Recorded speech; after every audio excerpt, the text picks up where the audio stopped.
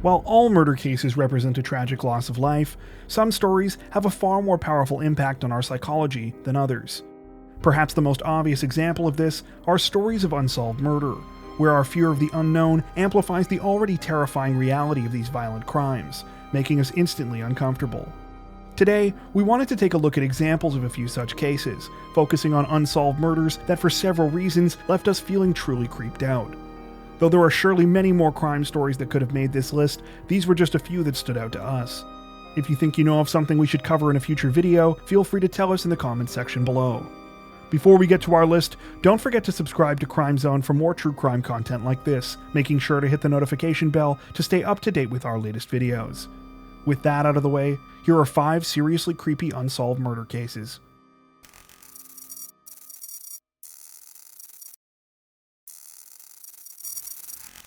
On June 12, 1977, excited Girl Scouts arrived on the grounds of Camp Scott in Mays County, Oklahoma. Among those anticipating a week of fun spent in the outdoors were 8-year-old Lori Farmer, 9-year-old Michelle Goose, and 10-year-old Doris Milner, who were all assigned to tent number 8. Around 6 p.m., the girls went to their tent for the night, seeking shelter from a thunderstorm that had put an end to the day's activities. That night, several people heard disturbing noises on the campgrounds. At least one person would later report hearing screams coming from the direction of tent number 8. And a camper in tent 7 also recalled being awoken by someone with a flashlight opening the flap of their tent in the early morning hours. The next morning, a camp counselor made a horrifying discovery while on her way to the camp showers. The 3 girls from tent number 8 had been murdered, their lifeless bodies left in sleeping bags outside of their tent. An investigation showed that 2 of the girls had been bludgeoned to death, and the other had been strangled. All 3 girls had been sexually assaulted. A red flashlight was also found on top of the girls' bodies. Adding further mystery to the chilling murders, it was revealed that a note had been discovered 2 months prior to the crime, warning that a killing would take place.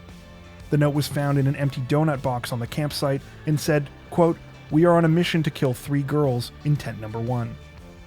The note had been considered by staff to be a disturbing prank and was disregarded. Other strange events at the camp had also taken place leading up to the murders, including the ransacking of a cabin and the disappearance of many personal items. A man named Gene Leroy Hart was charged with the murders, but was acquitted by a local jury. Hart had been incarcerated for several rapes and burglaries, but escaped from the Mays County Jail in 1973, remaining on the run for years. He is reported to have grown up about a mile from Camp Scott. However, later DNA testing proved inconclusive, and the haunting murder case remains officially unsolved to this day.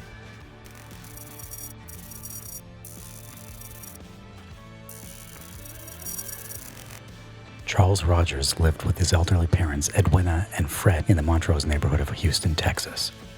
He was described as an intelligent but reclusive man who had earned a degree in nuclear physics and had gone on to serve in the U.S. Navy in World War II before working as a seismologist for Shell Oil. Despite his many talents and apparent success in his career, Charles abruptly quit his job in 1957. After that, he remained mostly unemployed, though was rarely seen by neighbors and was reported to have left the house at odd hours of the day and night. Much of the information about Charles and his parents is mysterious. However, those that have most thoroughly investigated their lives believe that their relationship was not good. Charles is believed to have been abused by his parents well into adulthood, and they may also have been stealing large sums of money from him, taking out fraudulent loans on the house which he owned. Charles is said to have communicated with his parents exclusively through notes slipped under the bedroom door. What we know for sure is that by June of 1965, relatives suspected that there was something seriously wrong at the Rogers home. After Edwina's nephew reported to police that phone calls to his aunt had gone unanswered for several days, they forced their way into the house. At first, police found nothing unusual. The house appeared to be in excellent shape, and there was food on the table despite no sign of any of the 3 family members. An officer conducting a further search of the kitchen decided to open the fridge. Inside, he found several large pieces of what appeared to be washed, unwrapped cuts of pork. However, when he looked down, he made a gruesome discovery. Through the clear glass of the vegetable bin, the officer spotted the heads of Fred and Edwina Rogers. The neatly stacked meat on the shelves of the refrigerator turned out to be the couple's dismembered limbs and torsos. An investigation revealed that the couple had been dead for roughly 3 days before being discovered. Fred had been killed by several blows from a hammer, and Edwina had been beaten and shot in the head. The remains not found in the refrigerator appeared to have been flushed down the toilet, after which the house had been meticulously cleaned. Though Charles Rogers was the prime suspect in his parents' murders, he was nowhere to be found, seeming to have completely vanished. He was declared dead in absentia in 1975. Some believe that Charles fled to Central America, where he was later killed in Honduras. Still others believe that the mystery of the Icebox murders runs far deeper and claim that Charles was somehow involved in the assassination of John F. Kennedy. A 1992 book on the subject chronicles his alleged involvement in the conspiracy theory and points to Charles' dealings with CIA contractors while working as a seismologist as possible evidence. Though neither of these theories has been proven, it adds another strange layer to the already disturbing case. The murders are still officially considered unsolved.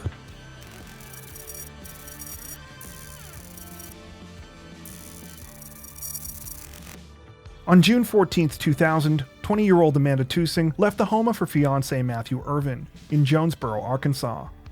It was around 11:30 at night, and she planned to make the 40-mile trip to her parents' house in the town of Dell, just under an hour's drive away. When Amanda still hadn't arrived at the house by 1:30 in the morning, her family began to grow concerned, and both her father and her fiancé went out searching for her.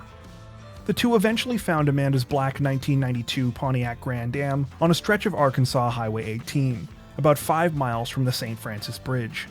There, the pair discovered an eerily quiet scene. Amanda's wallet was in the vehicle, and her keys were still in the ignition. The car's windshield wipers were paused midway across the windshield, and the radio was on. A cold drink was also in the vehicle's cup holder. There was no sign of a struggle, but Amanda was nowhere to be found. It was as if she had left the car and simply vanished. 3 days later, Amanda's body was discovered in a rain-filled ditch, roughly 12 miles from where her vehicle was found. Investigators discovered water in her nasal passages, but not in her lungs, suggesting that the cause of death was not drowning. Instead, they believe she had been suffocated before being left in the ditch, though this was never officially confirmed.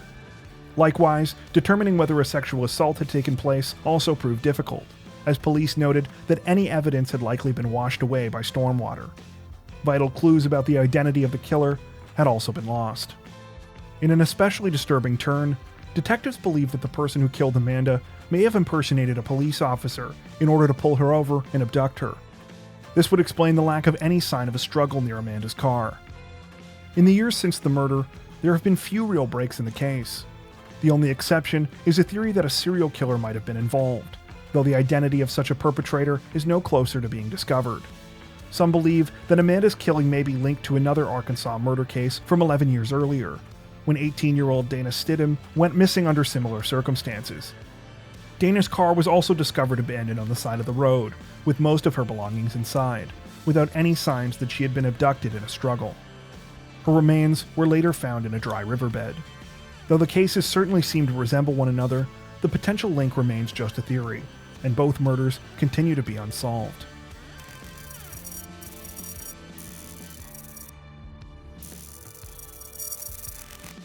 "23-year-old Marie Lilienberg and 25-year-old Maria Volin met in Colorado in the winter of 1983. The two were both from Sweden and were on extended trips to the U.S. to explore different parts of the country. After the end of the skiing season, the two traveled to Hawaii together before heading to California in the summer to see the West Coast. During their time in California, they hitchhiked extensively, though they were warned several times by their parents, friends, and even several of the people who gave them rides that this was not a safe way to get around. Despite these warnings, the women decided they were a good judge of character and could probably defend themselves. They were reportedly far more concerned about saving money, and near the end of July, they were almost out of cash. When they decided they were going to catch a flight home on the 24th, they once again decided to hitchhike the distance from Oakland to Los Angeles. They were seen on July 22nd in Redwood City, about 30 miles from San Francisco, seemingly headed south. It was the last time they would ever be seen alive. When the women failed to show up for their flight in Los Angeles, their parents began to grow concerned. But the disappearance became far more disturbing when 2 days later, the women's backpacks, passports, and other personal items were found in a dumpster in a suburb of Los Angeles. After that, the fathers of both girls flew to the U.S. hoping to aid in the search and investigation. The case gained widespread media attention and leads began to come in. A travel diary discovered with the women's belongings also helped investigators piece together some of their journey in the previous days. However, several weeks passed with no trace of the missing women. Sadly, on August 18th, 2 deer hunters found the decomposing bodies of Marie Lilienberg and Maria Volin in Los Padres National Forest. The women had both been sexually assaulted and stabbed to death. Dental records and jewelry discovered at the scene were used to confirm their identities. Despite the discovery of the bodies, police had very few leads indicating a possible suspect in the crime. The case quickly went cold and no major developments happened for several years. In the fall of 1991, an anonymous caller contacted the Swedish consulate in San Diego, claiming a man identified only as Lauren was behind the murders. Though some believe the man to be Lauren Joseph Herzog, one of the two men dubbed the Speed Freak Killers for a number of other murders committed in California, the link was never substantiated. Sadly, the murders of Marie Lilienberg and Maria Volin remain unsolved.